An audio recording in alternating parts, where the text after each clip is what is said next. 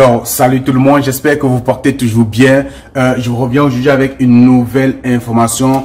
En fait, il y a un grand salon qui est annoncé du côté du Québec du 23 au 24 septembre. Ceci concerne vraiment toutes les personnes qui veulent immigrer au Canada dans la province du Québec dans le volet études. Donc, je te pose des questions sur la procédure d'études, le déroulement, toutes les démarches administratives. C'est comme ça l'occasion pour toi de poser toutes tes questions directement, parce que ce jour-là, il y aura tous les représentants de grandes écoles, de grandes universités et puis des centres de formation pour toute personne comme ça qui veut immigrer au Canada dans le volet études et qui ne maîtrise pas c'est quoi les démarches, c'est quoi la procédure administrative.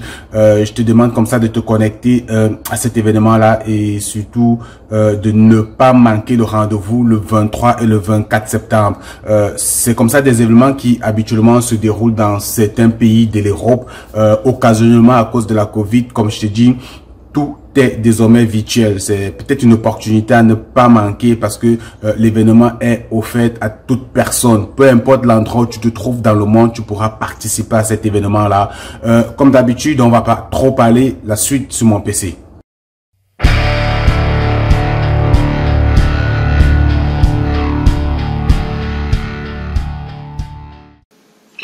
Donc, salut une fois de plus les amis, c'est toujours moi, Exponentiel Fojo, votre ami fidèle qui vous parle toujours des questions d'immigration.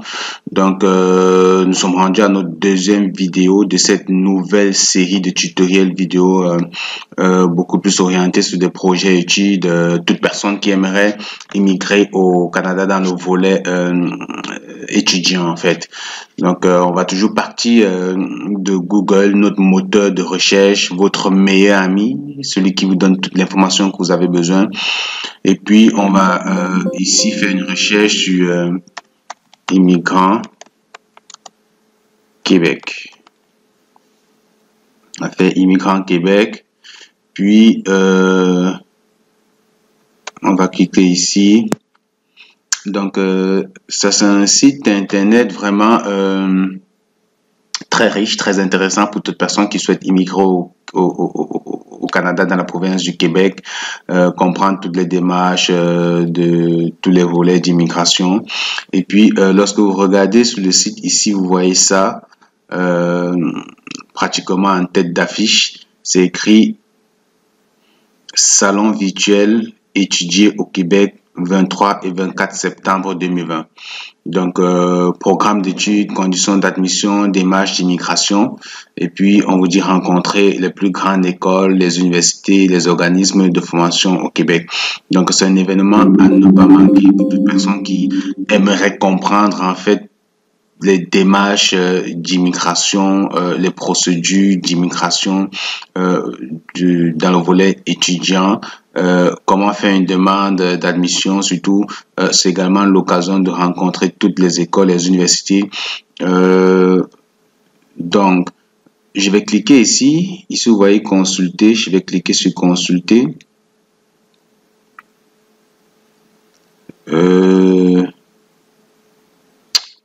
Bon, on va faire retour en arrière, pas consulter parce que ça me donne autre chose.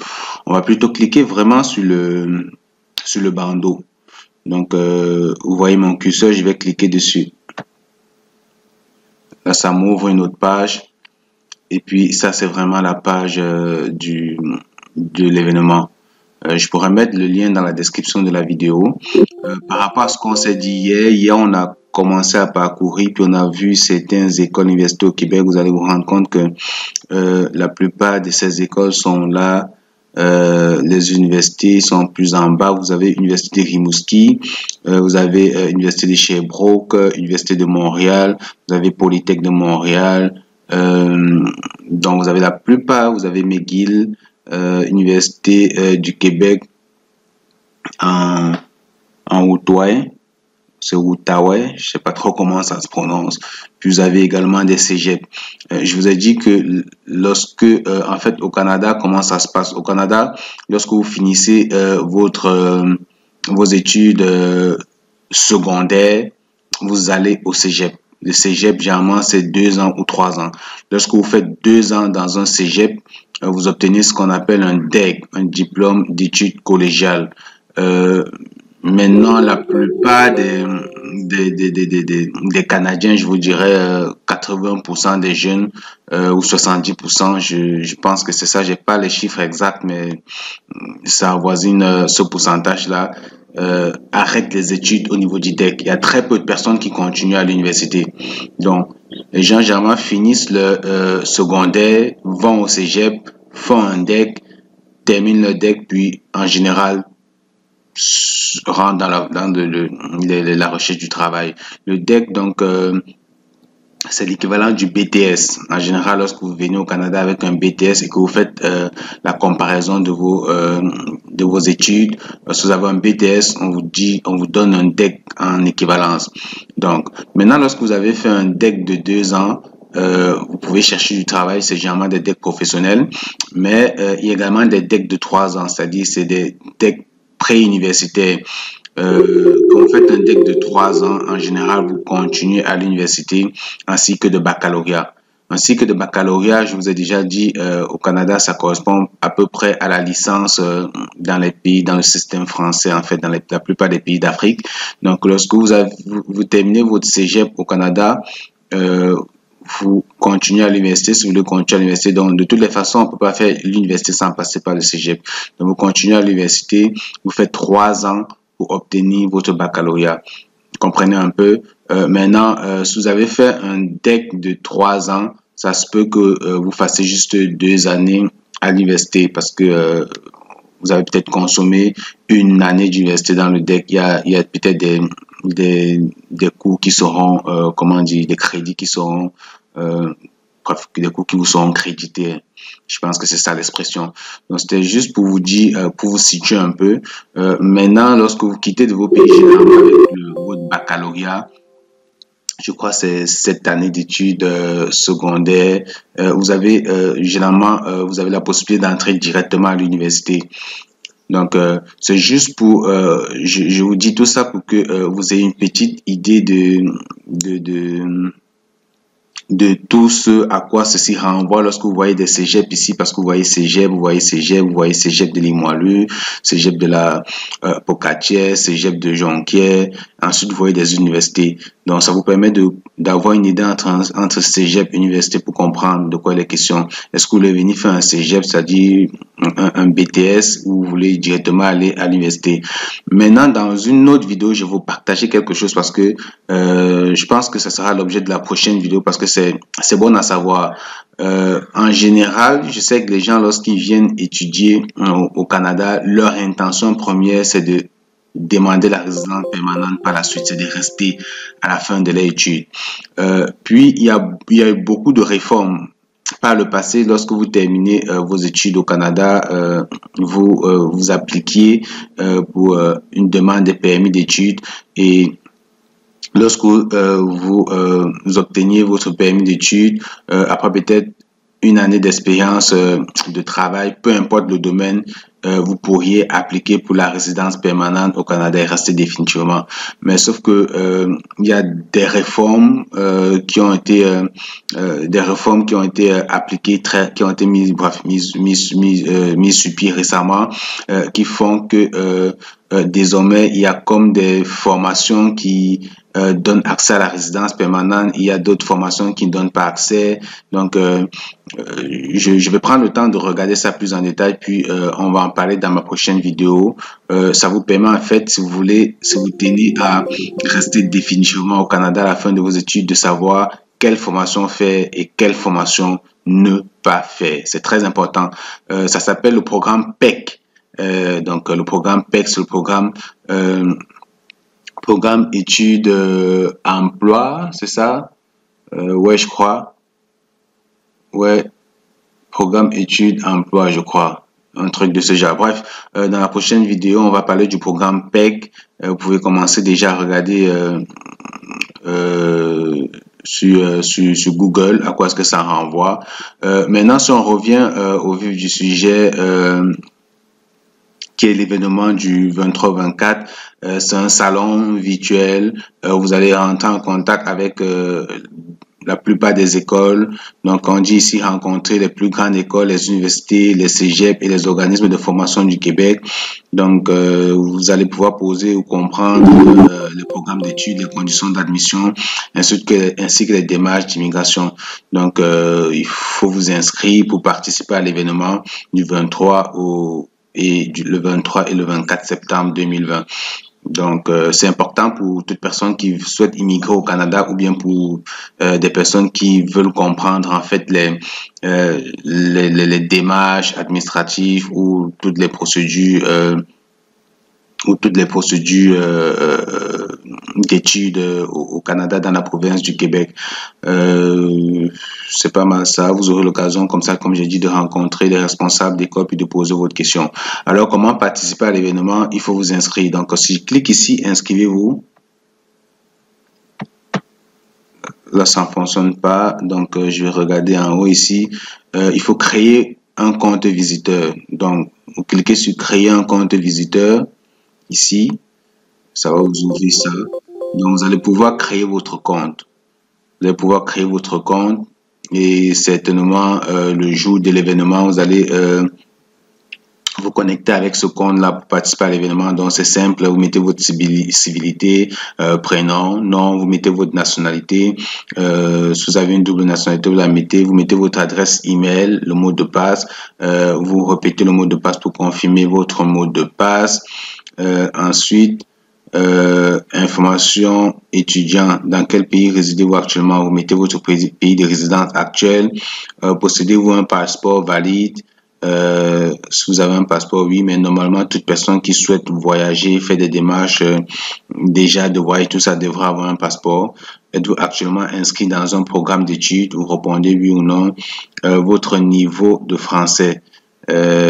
C'est ça, votre niveau de français. Normalement, pour connaître votre niveau de français, si vous exprimez en français, vous pouvez mettre, je sais pas, confirmé ou langue maternelle. C'est ça, c'est mieux de mettre langue maternelle sur le français, votre langue maternelle, et niveau d'anglais, c'est vraiment à vous de voir, à votre discrétion. Catégorie d'âge, vous mettez votre tranche d'âge ici. Puis, c'est pas mal ça, niveau de formation. Donc, c'est vraiment rapide de se créer un compte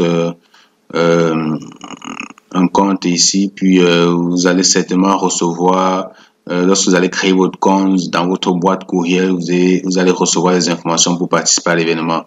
OK? Après, avoir créé votre compte, vous pourriez venir ici vous loguer. Si vous voulez, on peut rapidement créer un compte. Je vois que c'est très rapide. Prénom, exponentiel, nom, Fojo, nationalité, je suis béninois. Non, on va mettre, ouais, on va mettre Cameroun. OK. Autre nationalité, c'est aucun, pas besoin. Email, on va mettre tuto.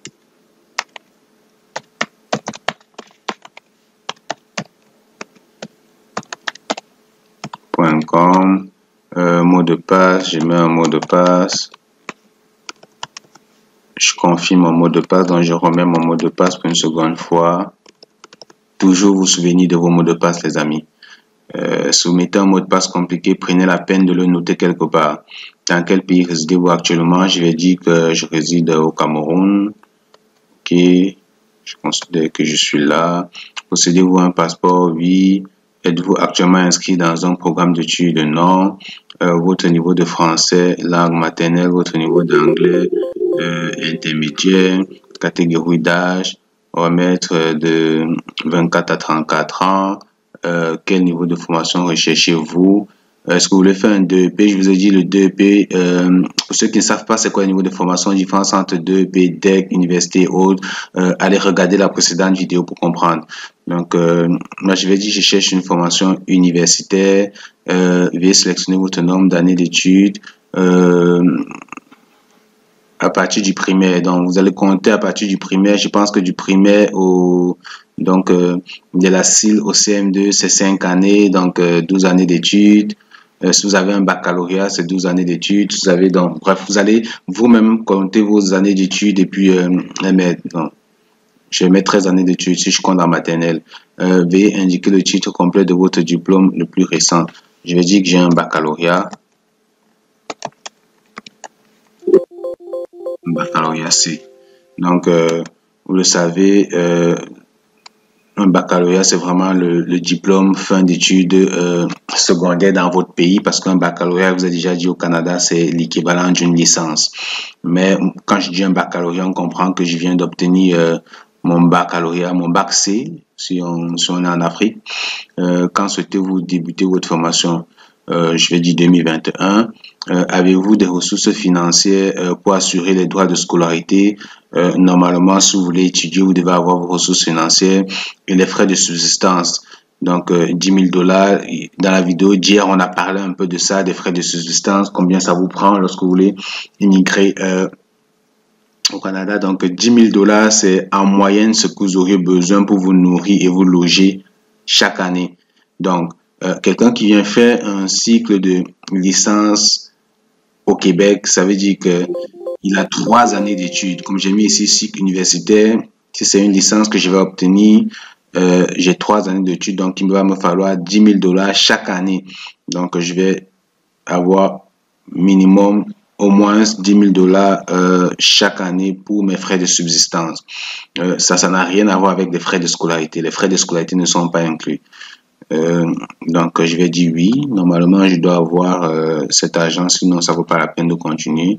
Donc, vous pouvez cliquer ici pour être informé des nouvelles et des développements. Donc, vous avez lu et puis je clique ici pour dire je ne suis pas un robot. Et créer un compte. Donc, c'est très rapide les amis, rien de compliqué. On dit bonjour, à partir de maintenant, vous pouvez mettre à jour votre profil. Vous pouvez accéder à votre compte via ce lien cordialement. Donc, mon compte est créé.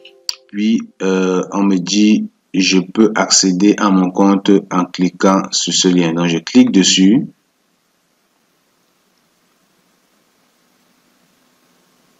OK.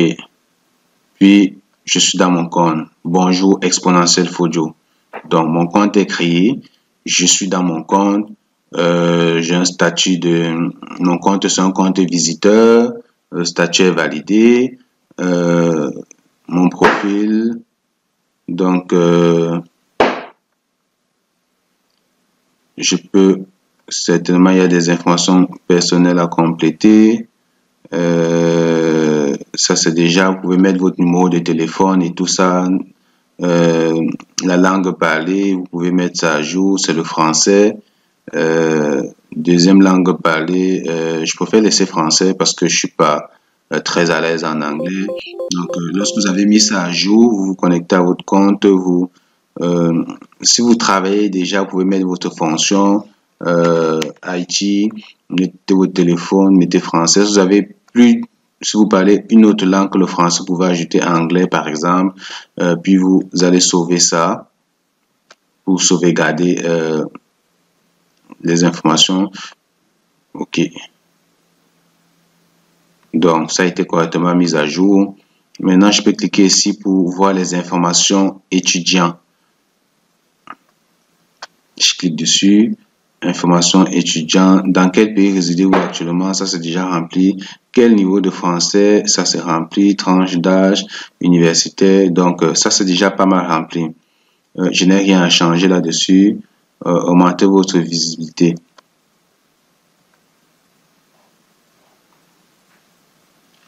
Donc, ça, c'est important. Si vous avez un compte LinkedIn, vous pourriez copier votre lien LinkedIn et le mettre ici. Ça va comme ça permettre d'augmenter votre visibilité. Bien, si vous avez un compte Skype ou Facebook ou Instagram, vous pouvez choisir une photo sur votre ordinateur puis mettre une photo. Ça permet en fait d'avoir une idée de vous. Avant d'ajouter vos réseaux sociaux, rassurez-vous les amis que tout est correct, que tout est clean de ce côté-là. Donc, ce serait vraiment dommage que vous mettez votre photo, votre profil Facebook et que on tombe sur n'importe quoi. Donc, vous pouvez, c'est pas obligé de remplir ça, mais bon, si vous avez un lien LinkedIn, moi je préfère plus les profils LinkedIn parce que c'est professionnel. Si vous avez un profil LinkedIn, vous pouvez ajouter sur votre profil LinkedIn. Sur ma chaîne YouTube, j'ai une vidéo qui montre comment créer rapidement son profil LinkedIn. Donc, vous pouvez ajouter ça, aller créer un profil LinkedIn. Un profil LinkedIn, c'est vraiment un réseau social professionnel. C'est important de l'avoir et d'entrer en contact avec des gens qui partagent vos intérêts professionnels. Donc, une fois que vous auriez fait ça, vous cliquez sur sauver, puis votre carte professionnelle, donc ça vous génère une sorte de carte professionnelle. Donc, c'est pas mal ça. Là, on est dans votre compte.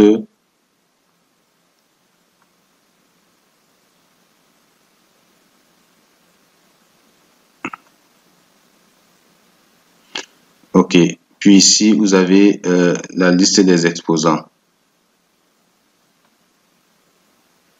Donc, ce qui va se passer, c'est que certainement le 23 et le 24, lorsque vous allez vous connecter dans votre profil, vous allez pouvoir ici voir les exposants. C'est vraiment un salon de l'emploi virtuel. Vous allez pouvoir rencontrer des exposants, entrer en contact avec lui. C'est sûr que vous allez recevoir, vu que vous avez créé votre compte, vous avez mis votre adresse courriel, vous allez recevoir par email des informations sur comment va se passer l'événement.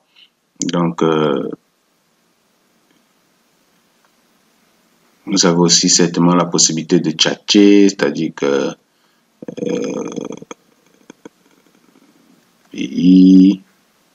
donc, vu que l'événement n'a pas lieu présentement, donc je sais pas comment ça va se passer exactement, mais au moins on est sûr que on est au bon endroit. Donc, notre profil a déjà été créé, donc tout est beau. Si le jour de l'événement, vous allez simplement revenir ici sur la page d'accueil. Vous avez vu comment j'ai fait pour arriver ici. On va simplement recommencer, mais je pourrais mettre le lien dans la description de la vidéo. On va sur Google, on fait immigrant Québec.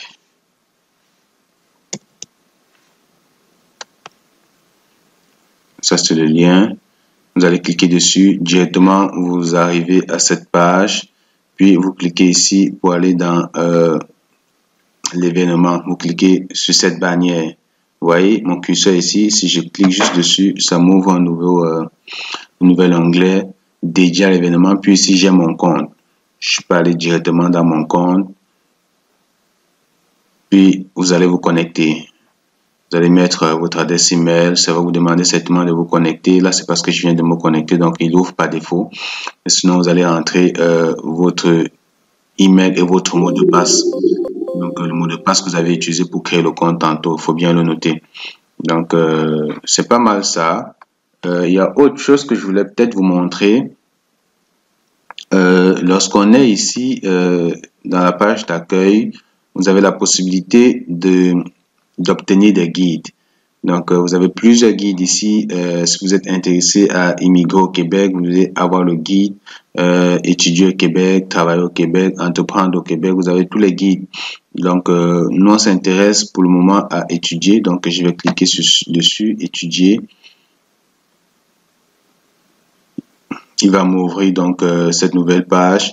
Puis, ici, vous allez venir remplir des informations. Donc, vous allez mettre votre nom, votre adresse courriel, votre statut de visa souhaité. Vous voulez un visa étudiant, l'année pour laquelle vous voulez étudier, date d'arrivée, peut-être septembre 2021, pays d'origine, vous allez choisir votre pays d'origine.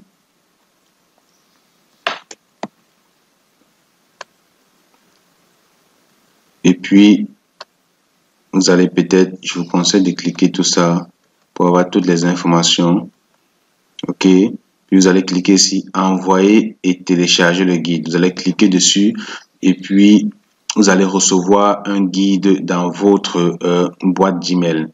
OK. Lorsque vous allez cliquer ici, vous allez recevoir un guide dans votre boîte d'email.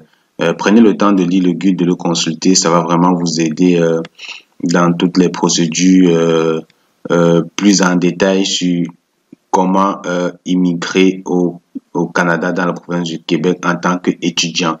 Ok, donc c'est important. Puis si vous avez l'occasion de participer à l'événement, ne ratez pas cette occasion-là.